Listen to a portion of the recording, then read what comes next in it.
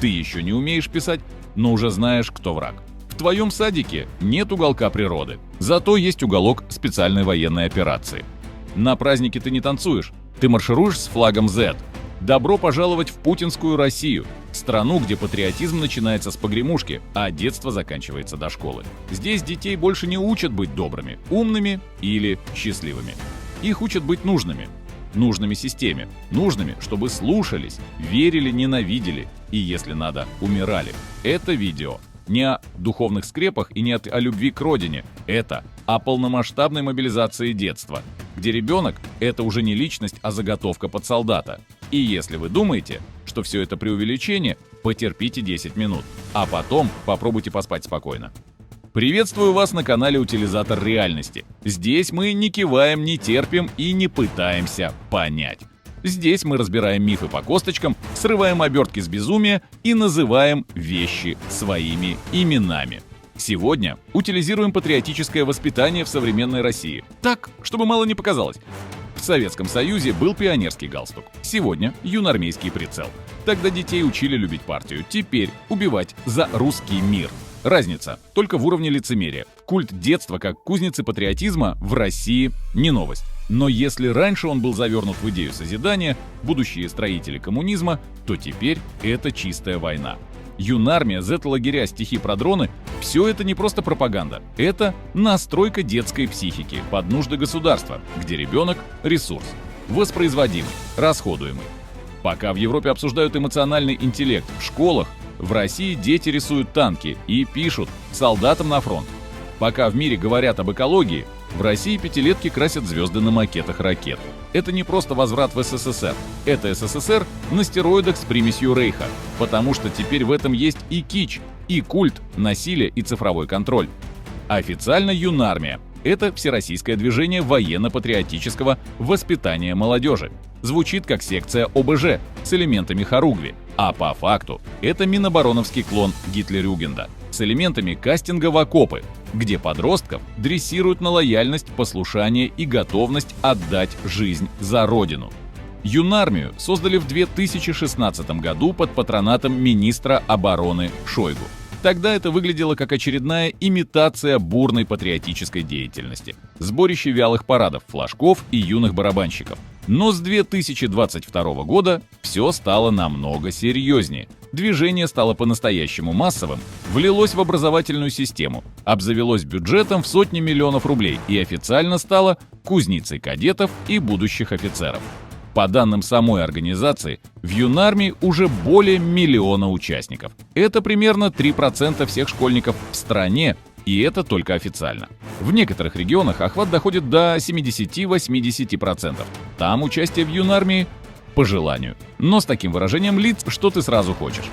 На 2025 год бюджет Юнармии – 1 миллиард рублей, плюс 200 миллионов напрямую из Минобороны. Государство, которое урезает финансирование науки и медицины, вваливает бабки в детскую муштру. Ребенку не хватит на учебники, но хватит на парадный мундир, юнармейца и строевой марш по школьному двору. Как это выглядит? Ты приходишь в школу, а там дети в бежево-красной униформе с флагами, с клятвами «Быть верным России», со строем, со стойкой смирно и с плакатом «Слава героям СВО». И это не кадетский класс, это обычная школа. И это не театральный кружок, это подготовка к службе. Им показывают ролики Минобороны, устраивают встречи с героями СВО, а иногда с отцами погибших солдат. Учат маршировать и выносят знамя на линейках под военные марши. Зачем это делается? По словам руководства, Юнармия формирует будущую военную элиту. Им открывают льготные условия при поступлении в вузы. Им дают преференции при получении военной профессии. То есть, по факту, если ты хочешь социальный лифт, будь юнармейцем. Хочешь нормальную жизнь – маршируй, учи устав, воспевай героев 200. В 2024 году в одном из детсадов Ростовской области прошла церемония посвящения в юнармейцы 4-летних детей. Им торжественно вручили значки и в качестве символа героизма показали макет разрушенного Бахмута. Детям макет Бахмута. Государство с помпой рассказывает 5-летним. Вот что бывает, если быть патриотом. Вот что бывает. С городом, с людьми, с жизнями. Только они, похоже, не это имели в виду. Что в результате?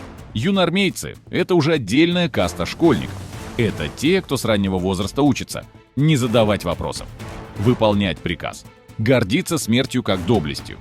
Из них не просто готовят солдат, из них лепят преданных исполнителей без малейшего шанса на критическое мышление.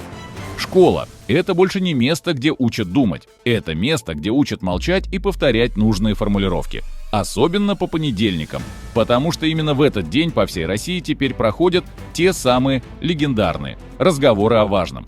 Что это вообще такое? Если коротко, это не урок, это вакцинация от критического мышления. Каждую неделю с 5 по 11 класс учителям спускается методичка, тема, тезисы, формулировки. Темы варьируются от ценностей семьи до патриотизма, от наших героев до угроз извне, но по сути все крутится вокруг одного. Враги там, правда здесь. Россия вечно, родину защищать. В одной школе учитель рассказывал, что Украине не нужна победа, им надо уничтожить все русское. В другой, что НАТО мечтает поработить Сибирь, а в третьей детям 10-12 лет дали сочинение «За что я готов умереть за родину?» Не кем я хочу стать, не как я вижу свое будущее, а умереть. Под видом патриотического воспитания в головы детей закачивают «Мы – нация-победитель». Запад всегда был против нас. Украинцы зомбированы. СВО – это защита народа Донбасса. Быть русским – значит быть сильным и верным. Если ты не согласен, не участвуешь, задаешь неудобные вопросы. Ты либо враг, либо не понял суть. Некоторых школьников отправляли к психологу на коррекцию ценностей. Учителей вызывали в министерство. Есть случаи, когда родителям звонили из опеки, если ребенок отказался делать патриотический проект. Параллельно идет тихая зачистка учебных программ. История больше не история. Это священное писание побед. География не про реки и горы, а про исконно русские земли. ОБЖ уже не про медицину и безопасность, а про поведение в зоне спецоперации и как быть полезным армии. Появляются новые учебники с глянцевыми портретами Шойгу, путинскими цитатами на разворот и пустыми страницами под личные размышления о патриотизме. Родители боятся, учителя в панике. Отказ участвовать в этом разговорах о важном может привести к увольнению. Некоторых уволили просто за то, что они в чате усомнились в необходимости лекции о героизме спецоперации. А дети учатся с малых лет. Если молчишь – выживешь. Если думаешь – будешь изгоем. В одной из школ пятиклассница рассказала одноклассникам, что ее родители – украинцы. На следующий день на нее кричали «Пошла вон отсюда, предательница!». Учитель промолчал. Короче, все как в сказке. Только сказка. Это оруэлловский 1984. Система пытается создать нового идеального ученика. Не спорит, гордится государством, боится врагов, не задает вопросов. То есть будущего идеального солдата. Только пока еще с рюкзаком, а не с автоматом. Если тебе 10-14 лет, ты живешь в России, и ты не поехал летом в военизированный лагерь, зная, где-то на тебя уже косо посмотрел товарищ майор. Что это за лагеря? Речь не о санаториях. Это не пионер-лагеря с горнами и зарядкой. Это детские версии военных баз, где вместо утренника – построение, вместо зарядки – дестроевая, вместо похода – уроки мужества. Наиболее известные из них – «Авангард», «Гвардеец», «Зетсмена» в Артеке, военно-патриотические клубы при ДОСААФ и новенький фаворит властей – «Героическое поколение». Что там происходит? Дети маршируют, поют строевые песни, учатся пользоваться муляжами оружия, плетут маскировочные сети, делают свечи для фронта, рисуют письма бойцам, стреляют из пневматики и читают патриотические мантры по бумажке. Некоторые лагеря заявляют, что их миссия – формирование боевого духа и выработка стойкости к стрессу. То есть тебе 12, а ты уже должен держать удар. В Ростовской области, например, прошла тактическая смена для школьников. Там были занятия по топографии, медицина в боевых условиях и элементы саперной подготовки для детей. Серьезно, что дальше? Мастер-класс от вагнеровца по прикопу в посадке? Атрибутика и ритуалы. У форменных костюмов реальные военные нашивки. На торжественных линейках флаги с символикой Z. Гимны, клятвы. Торжественное вручение футболок с лозунгами типа «Мал да патриот». Все это, разумеется, под камеру. Ведь главная цель – картинка, которую можно показать на региональном ТВ. У нас молодежь растет правильная. А где, собственно, отдых? Никаких кружков лепки, рисования, робототехники. Все не актуально. Зато есть мастер-класс от МЧС, тренировка «Как вести себя в бою», экскурсии в военные части и, конечно, фотка у гаубицы. Потому что какая смена без фото с орудием? Некоторые лагеря обещают дисциплину, приближенную к армейской. То есть казарма, подъем в 6:30, шаг в ногу, приветствие по форме. Все лагеря работают по методичкам Минпросвещения и Российского движения детей и молодежи. Там прямыми словами написано: цель смены – формирование готовности к служению Родине и укрепление патриотической идентичности. То есть у тебя не лето, у тебя базовая настройка прошивки, чтобы ты после смены вернулся в школу и уже не спрашивал, зачем все это, а просто знал, кому служить и кого ненавидеть. В чем суть? Эти лагеря – инкубаторы маленького солдата. Формально – детский отдых. По сути, подготовка к боевой лояльности, мягкая милитаризация, чтобы к 18 годам ты уже воспринимал армию не как выбор, а как долг или судьбу.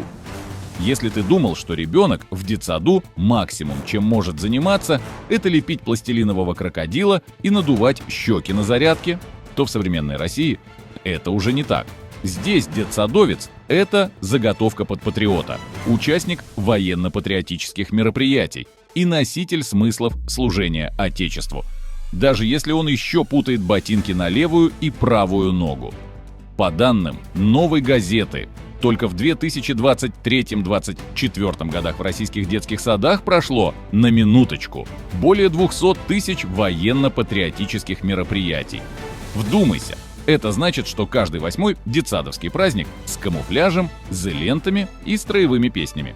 На этих мероприятиях дети маршируют под барабан, поют песни «Мы внуки Победы», читают стихи о героях Донбасса, вручную собирают гуманитарку на фронт и, внимание, делают макеты разбомбленных украинских городов. В духе «Вот за что воюют наши защитники». Им по 4 до 6 лет. Да, ты не ослышался. В ряде регионов дети дошкольного возраста плетут маскировочные сети, делают свечи-окопки, рисуют открытки на фронт, участвуют в флешмобах по сбору гуманитарной помощи. Это называется вовлечение в гражданскую активность, но выглядит как натуральный ритуал причастия к войне. Особый жанр – письмо бойцу от имени дошколенка. Тексты там зачастую пишут воспитатели, но читают их дети. «Дорогой солдат, спасибо, что ты защищаешь нас от фашистов. Я вырасту и тоже пойду воевать за Россию. Твоя Маша 5 лет». Это читают хором, с флажками, с оркестром, с гордостью на лицах взрослых. Подобные акции массово снимаются на видео и выкладываются в социальные сети учреждений. На кадрах 3-летние мальчики в пилотках, 5-летние девочки с автоматами из пенопласта, целые группы детсадовцев, выкладывающих из живых детей буквы «З». Эта картинка идеальна для пропаганды, трогательная, милая, мобилизующая и абсолютно болезненная для любого, у кого еще сохранилось что-то человеческое внутри. Путин лично поддержал внедрение уроков патриотизма в дошкольных учреждениях, заявив: «Базовые ценности должны закладываться с раннего возраста. Чем раньше, тем надежнее». То есть, чем младше ребенок, тем эффективнее ему можно вложить нужный образ врага. Зачем это все? Психологи бьют тревогу. Детям внедряют не просто лояльность, а стереотип жертвы и солдата. Мир опасен. Враг рядом. Ты должен быть готов защищать. А если надо, умереть. Это не воспитание, это боевая настройка. Только пока еще в мягких тапочках. В нормальном обществе детям рассказывают сказки, чтобы они не боялись темноты. В путинской России рассказывают про героев, чтобы они не боялись смерти. А лучше, чтобы хотели ее. Но только правильный, на фронте, за родину. Как это выглядит? В школах и детсадах по всей стране создаются парты героев с портретами погибших на войне выпускников, уголки памяти с флагами, свечами, с наборами и пояснением, за что погиб этот человек. Уроки мужества, посвященные конкретно мертвым военным, зачастую из локальной части. На этих занятиях детям рассказывают: «Он отдал свою жизнь за родину, это был настоящий герой, таким должен быть каждый из вас». Целевая аудитория – дети от 7 лет. В некоторых регионах даже дошкольники. Подростки получают знаки отличия за участие в митингах и флешмобах, посвященных павшим. То есть культ смерти подается не как трагедия, а как эталон. Конкретные примеры. В одной из школ Подмосковья в каждый класс поставили табличку с героем спецоперации и велели детям вставать перед ней в минуте молчания каждый понедельник. В Красноярске школьники организовали выставку рисунков под названием «Я тоже стану героем». На рисунках взрывы, флаги, кресты и солдаты с автоматами. В Якутии детям раздавали карточки славы с лицами погибших военных и краткой биографией. Смерть теперь это информационный повод, учебный материал, пример мужества. И это уже входит в школьную программу. Минпросвещения и Минобороны с 2023 года включили подвиги героев спецоперации в курс духовно-нравственной культуры народов России. Это обязательный предмет с 5 класса. Цель – воспитание чувства гордости и подражания лучшим примерам. Но по сути, это героизация гибели. На уроках истории вместо дискуссий – риторика. Великая победа – это жертва. А значит, и нынешняя спецоперация требует таких же жертв. Они уже смерть продают, как успех. Ты не победил, не построил, не спас. Ты просто умер за идею, которую сам не формулировал, и тебя за это возвели в ранг полубога. Твоя фамилия на доске, и это считается достижением. И что дети понимают? Они понимают, что смерть не страшно, быть убитым за родину почетно. Лучше погибнуть героем, чем прожить бесполезно. Жизнь не высшая ценность, а инструмент государства. Это государственная подмена смысла жизни. Почему это опасно? Потому что из детей делают не просто патриотов, их делают потенциальными мучениками, такими, что потом без лишних вопросов пойдут туда, куда скажут. И уже сейчас есть случаи, когда юноармейцы после 18 идут добровольцами на войну. Не потому что осознали, а потому что с детства готовили. Все, что ты сейчас услышал, кому-то может показаться перегибами, персональными инициативами или не очень удачной подачей патриотизма. Но проблема глубже. Это не случайность, это система. Причем система, которая уже была в истории человечества. И каждый раз кончалась очень плохо. Послушай, как это уже было, просто сравни. В Третьем Рейхе был Гитлерюгент – обязательная организация для подростков от 10 до 18 лет. Детей учили маршировать, строиться, приносить клятвы фюреру, мечтать стать солдатами и умереть за рейх. Им объясняли, ты с будущей нации, и твой долг – быть готовым к жертве. В Советском Союзе были пионеры. Формально – все добровольно. На практике – попробуй не вступи. Галстук, клятва, будь готов. И ты уже участник строевого лагеря, патриотического кружка, акции по сбору металлолома для танков. С детства дисциплина, молчание и обязательная любовь к партии. В Северной Корее детей вообще с яслей начинают приучать к маршам и портретам Ким Ир Сена. У них уроки по идее Чучхе. У них наизусть учат цитаты вождей, а слово «враг» звучит в песнях еще до букваря. И вот теперь путинская Россия. Юнармия с 8 лет, лагеря с Z-флагами, письма на фронт от пятилеток. Парты с именами погибших, строевая, клятвы, враг обозначен. Картинка утверждена, методички распечатаны. Совпадение? Нет. Это эволюция одного и того же механизма. Власть, которой нечего предложить, предлагает умирать красиво. О чем это говорит? Когда дети маршируют под военные марши, это не воспитание. Когда пятилетки пишут письма на фронт, это не патриотизм. Когда школы ставят парты с именами погибших, это не про память, а про настройку на смерть. Это тоталитарная прошивка, проверенная временем, только теперь с православной и Z-символикой. И знаете, что самое страшное? Что большинство родителей к этому уже привыкли, что учителя боятся возражать, что дети воспринимают это как норму, а значит, в следующем поколении не просто не будет сопротивления, оно даже не поймет, против чего сопротивляться. Итог. В путинской России детство официально объявлено зоной спецоперации. Каждый урок, каждая смена, каждый утренник – это шаг к созданию нового типа гражданина. Солдата с 5 лет, патриота с погремушкой, могильщика по команде. Юнармия, Z-школа, лагерь, культ павших – все это элементы одной большой системы. Системы, где жизнь – это только средство, а смерть – это товарный знак государства. Вы были на канале «Утилизатор реальности», где пропаганда сгорает в сухом и циничном огне анализа. Если ролик зашел, подпишитесь, поставьте лайк и скиньте его тем, кто еще верит в сказку про добрую родину и честную войну. Дальше будет только злее, умнее и точнее. Берегите себя и мозги. Быть добру.